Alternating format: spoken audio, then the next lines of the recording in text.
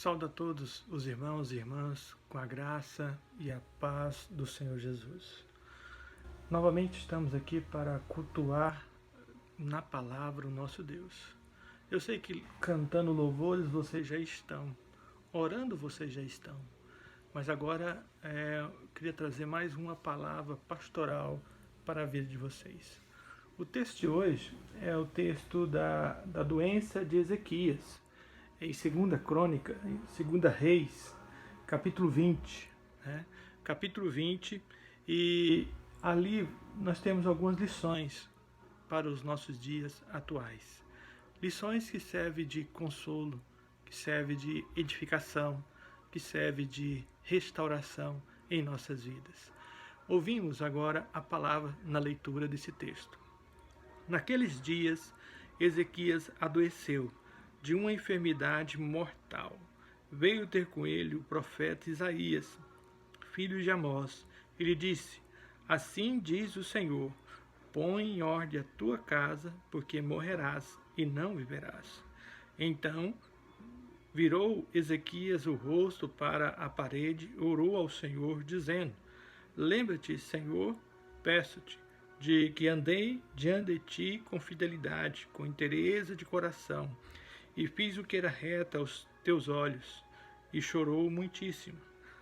Antes que Isaías tivesse saído da parte central da cidade, veio a ele a palavra do Senhor, dizendo: Volta e diz a Ezequias, príncipe do meu povo, assim diz o Senhor, Deus de Davi, teu pai: ouvi a tua oração e vi as tuas lágrimas.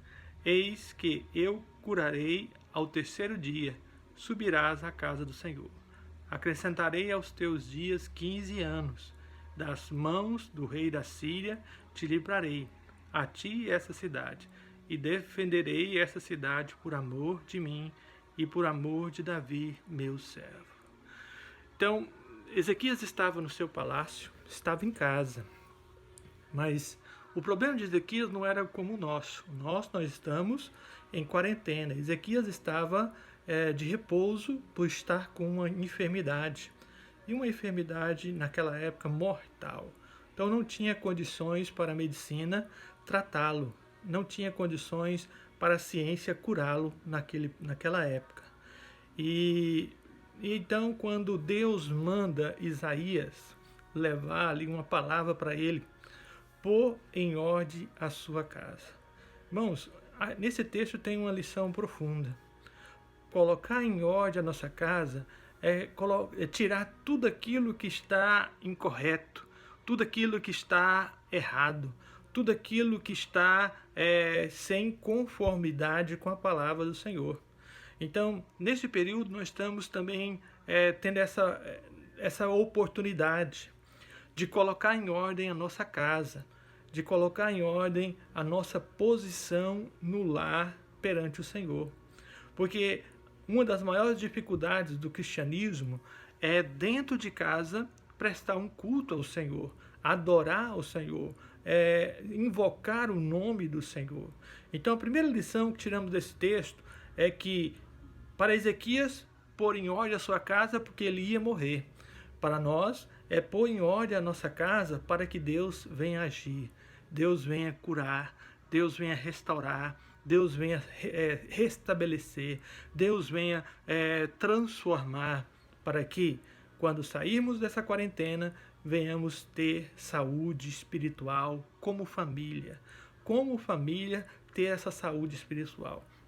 A segunda posição que podemos ver nesse texto é quando Isaías recebe a palavra do Senhor e ele volta para falar com Ezequias.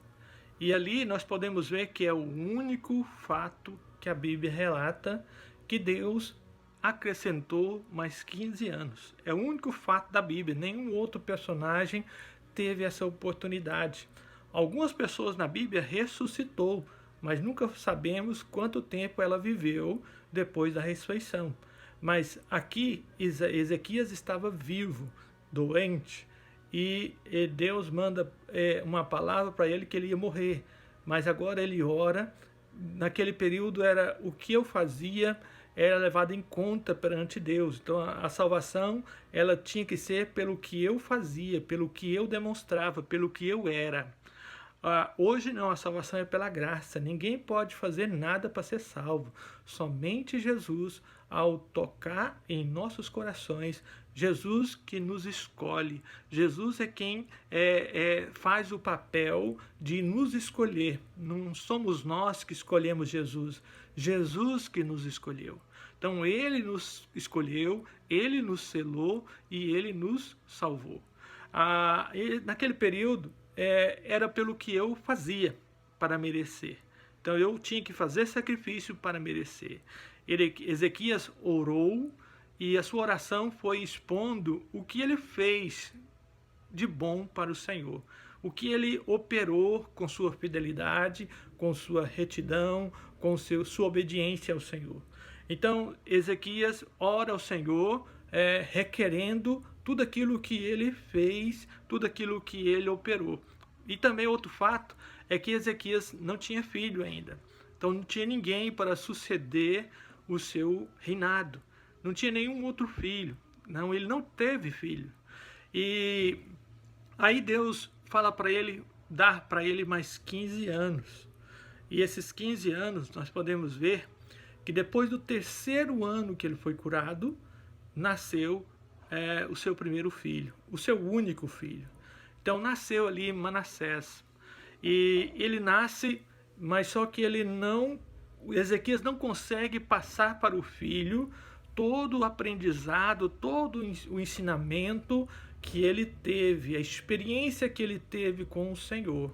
E Manassés, ele tem a maioria do seu reinado, que foi um dos maiores, mais de 50 anos de reinado sobre Judá, e ele viveu quase 95% desse reinado fazendo o que era desagradável ao Senhor. Mas no texto de Isaías, podemos ver que aqui nesse texto de 2 Reis, não fala da sua conversão. Mas lá em Isaías 40, nós podemos ver, 39 ou 40, nós podemos ver que no final da sua vida, ele tem um encontro com o Senhor. E ele volta, ele estava cativo em outro reino, aí Deus liberta ele se humilha perante Deus, Deus liberta ele e ele volta para o seu reino e tem uma vida diferente. Então Deus quer que nós, quando sairmos desse momento aqui de que estamos em nossas casas, estamos aqui uns por livre e espontânea vontade, outros por uma obrigação de uma lei imposta. Então outros porque não quer passar a doença, se pegar para outras pessoas. Mas Deus está falando que o dia que nós saímos dessa quarentena, nós vamos ter uma vida diferente, como Manassés teve diante de Deus. O final da sua vida foi um final que ele escolheu servir ao Senhor. Em meio a uma luta, em meio a um cativeiro, que ele foi levado, foi derrotado numa guerra e foi levado para esse cativeiro. E ali ele é torturado, ele é ferido e ele se lembra do Senhor em meio à dor. Ele se lembra e se volta para o Senhor. Então esse é nossa segunda lição que nós tiramos desse texto, que Ezequias não teve filho, mas quando teve o filho não andou nos caminhos que ele andou. Então ele não conseguiu passar para o filho a mesma fé, a mesma obediência, o mesmo sacrifício, a mesma adoração ao Senhor. E seu filho, se ele passou, o seu filho não quis andar. E cerca de mais de 90% do seu reinado, ele andou fazendo o que Deus não agrada, que Deus reprova, que Deus não reconhece e não vê que é bom. E a terceira e última lição que podemos tirar desse texto, é que quando Deus dá para ele mais 15 anos, Deus fala com ele que ia restaurar mais 15 anos, Deus estabeleceu ali com ele um período. Ezequias foi o único rei, alguns outros Deus já havia falado perto da morte, como Arão, como Moisés, que ia levá-los. E alguns outros na Bíblia também, Deus falou que ia levar. Mas Ezequias, Deus falou, já tinha a data certa, o dia certo, o momento certo. E a lição que podemos tirar daí é que Deus conhece. Deus conhece quanto tempo nós vamos poder viver fora dessa quarentena. Deus conhece e Deus sabe. Jesus sabe de tudo. Ele é soberano sobre nossas vidas. Então Ele vai nos dar uma nova oportunidade. Quando nós saímos dessa quarentena para dentro de nossas casas continuarmos essa adoração, continuarmos essa invocação, continuarmos esse culto doméstico. Mesmo depois, podendo ir à igreja, nós temos aí também o desejo de cultuar ao Senhor dentro das nossas casas. Então, venhamos ter um momento de culto, enquanto temos a oportunidade de estar aqui, chamando sempre os nossos para ouvir a palavra do Senhor, cantar hinos de louvores ao Senhor e fazer orações ao Senhor. Depois que Ezequias morreu, ele teve 7 descendentes que assumiu o reinado. E apenas Manassés no final do seu reinado e Josias. Josias ele fez o que agrada ao Senhor. Então, praticamente, o reinado de Josias foi o único que foi um reinado ao todo que agradou ao Senhor. Manassés fez o que não agradava ao Senhor. Mas no último instante da sua vida, nos últimos anos da sua vida, ou dias da sua vida, ele se converte ao Senhor. Então, somente Josias, no meio de 7 reis, somente Josias fez o que agradava ao Senhor. E podemos descrever que somente Manassés e Josias teve a oportunidade de viver, igual Manassés no final do seu reinado, e Josias ali em todo o seu reinado, viver o que Ezequias viveu também. Vamos poder demonstrar para os nossos um princípio de obediência ao Senhor, um princípio de cultuar ao Senhor, um princípio de servir ao Senhor em todo tempo, em toda época. Então, jogue para fora essa quadra da sua vida no lar ou viver em família. Joga para fora toda murmuração, toda queixa, toda desobediência, toda incredulidade, toda ignorância. Joga para fora da sua vida que você é um templo do Espírito Santo. Joga para fora tudo e viva a realidade da vida cristã.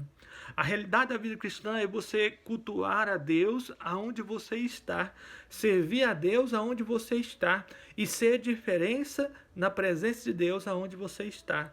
Então seja diferente, deixa Deus te dar uma posição diferente, uma posição de que você não vai compactuar com aquilo que é errado, mas você vai lutar contra aquilo que é errado e viver uma vida voltada para o Senhor.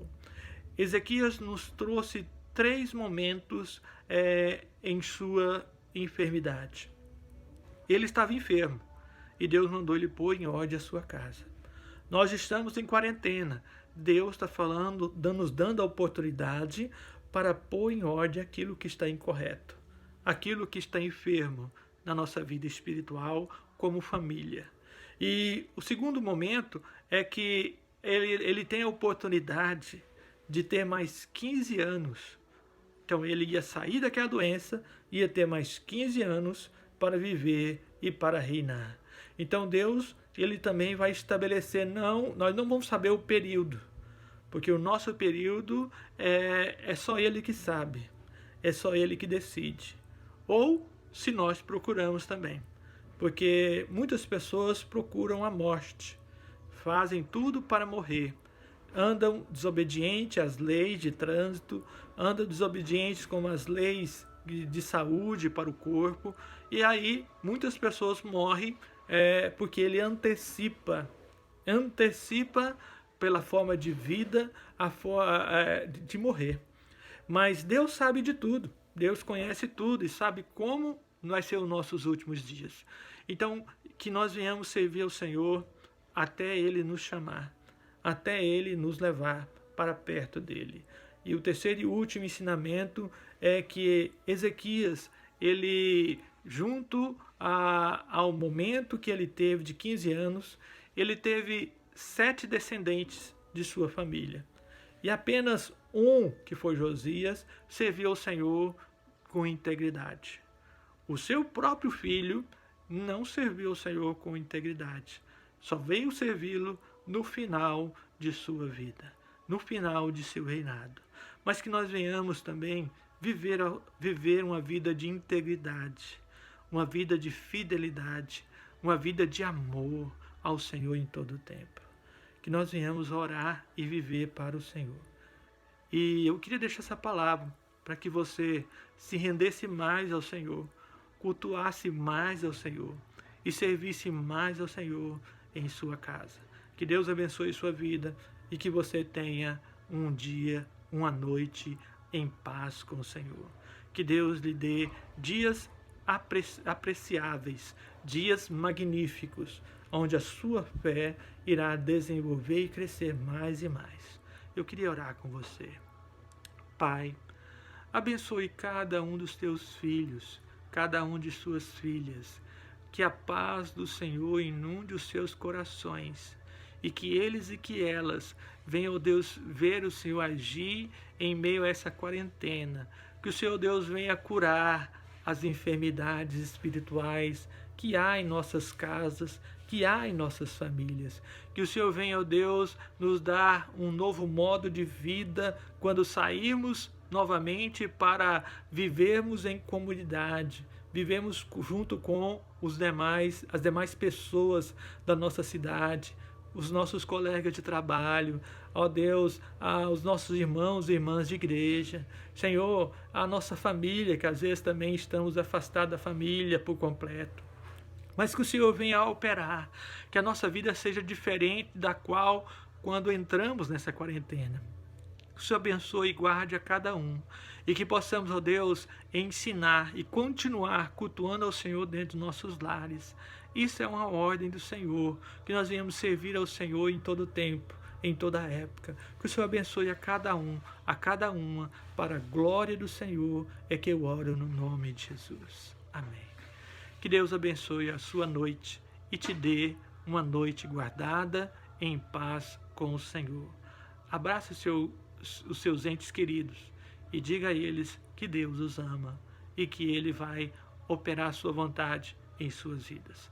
Que o Senhor te abençoe, no nome de Jesus. Amém.